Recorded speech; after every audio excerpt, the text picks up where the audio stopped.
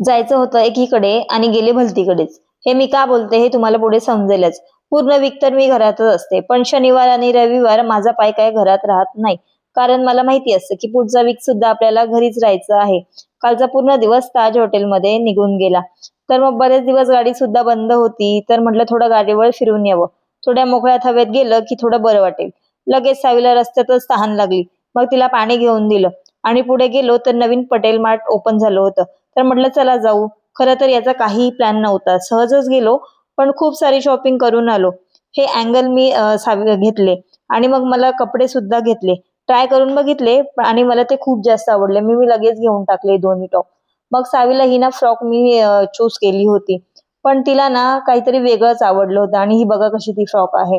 आणि मग तिला आवडेल ना तेच तिला घ्यायचं असतं. पण मी जे तिच्यासाठी चांगलं आहे तेच घेते. आणि आज चॉकलेट डे होता त्याच्यामुळे त्यांनी मला चॉकलेट घेऊन दिला. अशी बरीच शॉपिंग करून आम्ही घरी यायला निघालो. रस्त्यात फ्रुट्स वगैरे घेतले आणि मग आम्ही घरी पोचलो. आणि घरी आल्यावर कपडे वगैरे चेंज करून घेतले आणि लगेच दुपारची भांडी बरीच घासायची राहिली होती ती घासून घेतली. आणि दुपारचं जेवण होतं त्याच्यामुळे मी काय आता जेवण बनवलं नाही. आईने गावावरून या तुरीच्या शेंगा पाठवून दिल्या होत्या त्याच मी उकडून घेतल्या.